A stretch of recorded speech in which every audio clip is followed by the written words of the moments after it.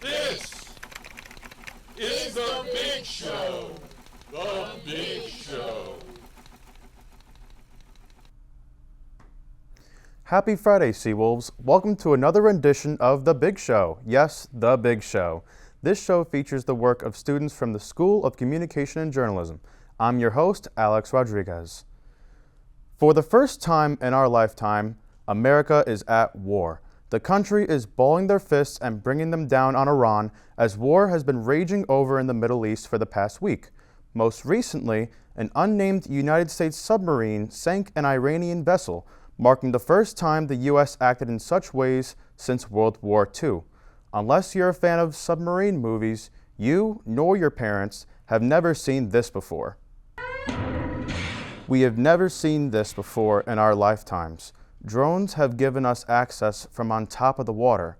This is possibly just the beginning of what's to come, as Iran's navy is no match for our submarine fleet.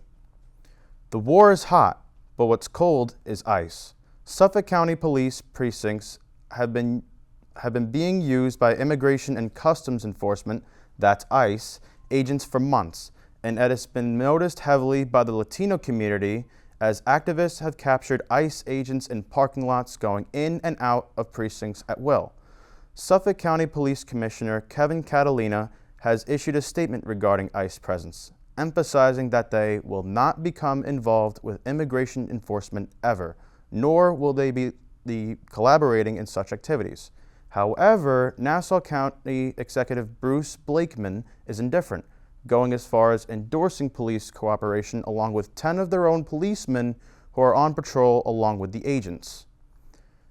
With the two counties split between their own views of ICE, our team started to take a look on how the public feels about all of this. We have Sophie Carsley and Nikola Knezevich with more.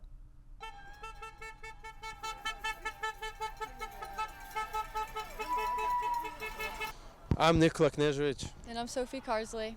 And we're here for the Big Show reporting on the ICE protests here in Woodbury, New York. In the last 2 weeks, over 40 ICE attorneys have rented office spaces in Woodbury, Long Island. This confirms what many have been dreading, that ICE activity is increasing across the island. The protesters are hoping to put pressure on the rental company, Aresco Management, in a stand against ICE. I'm so appalled at what ICE and the Department of Homeland Security is doing in our country. Just kidnapping and killing people, and I hate to see them here at all or anywhere in our country, and it's just horrendous. The flyer was posted on the Huntington Voices Facebook group to nearly 4,000 members, inviting locals to participate in the two-day event. The community wasn't just sticking up for themselves, but wants nationwide change. We do need immigration enforcement, there's no doubt about it. We need secure borders, there's no doubt about it. But what we don't need is an abusive situation that's unlawful and inhumane. Many community members came out, but some had a different and more passionate stance. I would like to say something to the men and women who have been conscripted into ICE. It's not you. You have been enticed into obligating yourself to do something wrong. And it's not you that we're mad at. We are mad at Donald Trump. He's making all this happen because he wants you to be his personal soldiers. It was a smaller protest with over 25 community members and police officers. The protest was 2 hours long, and the cold weather didn't deter the activists. It's getting colder by the second. Yes, it's making it difficult to protest here, but it's an important thing to do. But wasn't the main worry for others.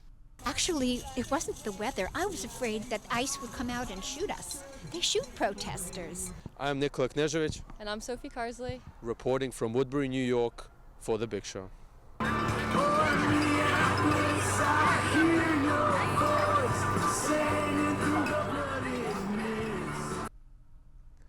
Thank you, Sophie and Nikola. Closing the lid on ICE, we have just closed the lid on Black History Month, but it hasn't been highlighted as expected on our campus this year. We have Aisha Solomana with more on this. February marks the start of Black History Month, but here's Stony Brook, we begin to investigate why it seems that this month was not given much prevalence as it was in previous years. I don't remember much from previous years, but it's just like it felt a lot more. I think they only really decorate the Union ever, and as like I've gotten older in college, I don't go to the Union as much, so I don't really notice it as much as I used to, I guess. There weren't that many like Black events from the school itself. Like, of course the clubs have events and stuff, but I feel like there was no push from the university itself for the Black events. Davis believes there have been many more events and decorations on campus for Black History Month in previous years than what was highlighted this year. I feel like last year there were decorations there was more events for Black History Month. I feel like a lot of the Black clubs also had a lot more events, and I feel like this year it was just like a few, like maybe 2 or 3 events the whole month, and then decorations in the Union. That was mainly it. Davis stresses the importance of highlighting Black History Month in a way that everywhere on campus reflects this. I think they should really consider decorating more places than just the Union. I feel like the Union isn't the main place students go. I feel like most students go to the SAC. Like, whenever I go to the SAC, it's always packed because Dunkin' is there, the food court is there. Like, and whenever like student orgs are selling something, the SAC is like, everyone's always in the SAC. And they don't really decorate the SAC. Like, I remember for Spooky Brook in October, like the entire SAC was filled with like Halloween decorations and stuff. But there was nothing for Black History Month in the SAC. He believes the school administration should involve more Black students in the planning and preparation for the Black History Month. I think admin should ask students, like some groups, what they need specifically and how they could help the best they can with like having like a good Black History Month celebration. Great piece. That's really too bad that Black History Month is the shortest month of the year. Now we're in March, just in time for Women's History Month. Let's see how we do on campus with that event. We started this semester with our I team looking into something that's going wrong on campus. Here's Robin Metz with a follow-up. Thanks, Alex. I was part of the investigative team that reported on the Seawolves Village story a few weeks ago, along with Jake Aricchio and Nikola Knezovich. We ended our piece asking, what are they hiding? We found out because the new president of the university, Andrea Goldsmith, who inherited this problem, provided an update on her issue in her recent address to the University Senate. Take a look. I want to reiterate how deeply disappointed I am to be at this point. Seawolves Village was going to be an embrace of the modern way of building new dorms for our students. It would be faster, it would be cheaper, and it would be better for the students. So to be at the point where we are unable to place those dorms online because of leakage that we've discovered in the facilities is really disappointing. When we contract with vendors, we expect them to deliver the product or service on time and in a way that meets all required terms and standards. And we did vet this vendor. We even went to look at a similar construction at another university where everything went very well. And that's what we were hoping for us. But you hope for the best, and then you pivot when things change. So what are we going to do about the student demand?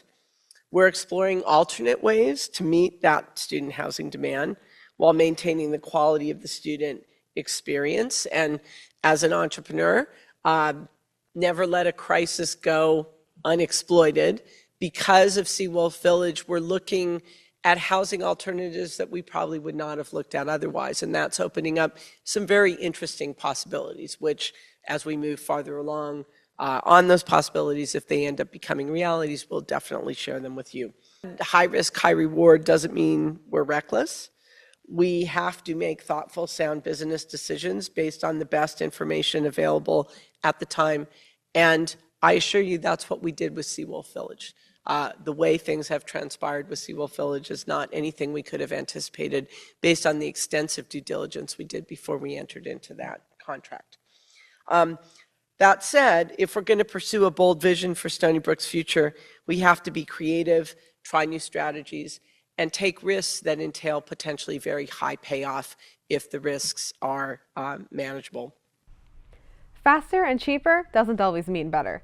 With Seawolves Village postponed indefinitely, maybe students will have ideas on how to fix this issue. Hopefully, our resident students will have enough beds next fall. Back to you, Alex. Thanks, Robin. I'm a junior, so I hope Seawolf Village will open before I graduate. For our sports report today, we have Jake Oricchio with the latest on baseball and a wrap-up on basketball. Well, thanks, Alex. Leading off sports this week is a guy used to hitting third or fourth in the lineup. Former Yankees first baseman Mark Teixeira is running for the House of Representatives. Running as a Republican, the five-time Gold Glover survived a crowded primary and will compete for the seat of Texas's 21st congressional district. The chair is up for grabs with incumbent Chip Roy vying for Texas Attorney General. Teixeira will battle Democratic and independent candidates in the general election on November 3rd. With the World Baseball Classic kicking off this week, a couple of local products will take the field. Harrison Cohen, a native of Syosset and a top 30 prospect for the Yankees, will toe the rubber for Team Israel. He pitched to a 1.57 ERA in AAA last year. Bayshore native Greg Weissert will take the mound for Team Italy in the tournament. The former Yankee and current Boston Red Sox appeared in 72 games last year, finishing with a 2.82 ERA. Shifting towards local developments, it's a big week for Stony Brook basketball. On the men's side, SBU completed its season with a senior night loss against Towson, 69-57. Eric Pratt led the way with 16 points in his return from suspension. Towson's Dylan Williamson went off in the second half, finishing with 28 points and 7 three-pointers. SBU ended the regular season as the 8th seed in the CAA, with their first tournament outing against Campbell set for tomorrow afternoon. The women's team's senior day went a bit better than the men's, as they squeaked past Elon with a 62-58 win. However, their luck ran out against conference-leading Charleston, falling 66-41 on the road. They will wrap up their regular season on Saturday afternoon at Campbell as they look to protect a top 4 seed in the CAA tournament. Now, as somebody who has watched both of these basketball teams a lot this season, the women's finished 13-1 at home, so do not be surprised if they make a big run in the tournament this year. The SBU baseball team begins its conference slate this weekend, hosting reigning CAA champ Northeastern at Joe Nathan Field. The Seawolves look to rebound from a 1-9 start in head coach Jim Martin's first season at the helm. First pitch is slated for 2 p.m. this afternoon. Transitioning to more somber news now, college football lost a legend this week as Lou Holtz passed away on Wednesday. Over his 3-decade coaching career, Holtz racked up 249 career wins, including a national championship with Notre Dame in 1988. After retiring from coaching, Holtz would spend the next 2 decades as an analyst for CBS and ESPN, becoming a fixture on television sets as college football rose to national prominence. Holtz was inducted to the College Football Hall of Fame in 2008 and was awarded the Presidential Medal of Freedom by President Trump in 2020. He was 89 years old. We here at the School of Communication and Journalism send our deepest condolences to Holtz's family, friends, and fans. That's all for sports this week. Back to you at the desk, Alex. Thanks, Jake. That was sad news to his fans. He'll be remembered for his Hall of Fame career in football forever. But before we wrap up, let's get cheery with our weather report for the week. After weeks of snow and shivers, we're hoping for some warmth. Here's Tamatia Katsoros with the latest. Happy Friday, Seawolves. As we saw last weekend, there was a much sunnier turnout than there is right now, and there is a meteorological term we use for this kind of weather, and that is yuck. Because it is cloudy, it is going to be raining on and off all day today, into tonight, and into tomorrow, Saturday, where we will see some scattered showers and temperatures in the mid to upper 40s. But we will be looking to our gem of the weekend for 2 different reasons on Sunday, because we will be turning back our clocks 1 hour as daylight savings kicks off this Sunday, March 8th. On top of that, we can expect sunny skies and temperatures in the 50s. That's right, 56 degrees for our high on Sunday. No clouds in sight, so get out there, enjoy your Sunday, and don't forget to turn back your clock so you're not late to class on Monday morning. I only have 1 class on Monday, so I'll be ready for that class at 5 o'clock. Look at me already forgetting the time. This is Alex Rodriguez. Thank you so much for watching. I'm reporting for The Big Show. Yes, The Big Show.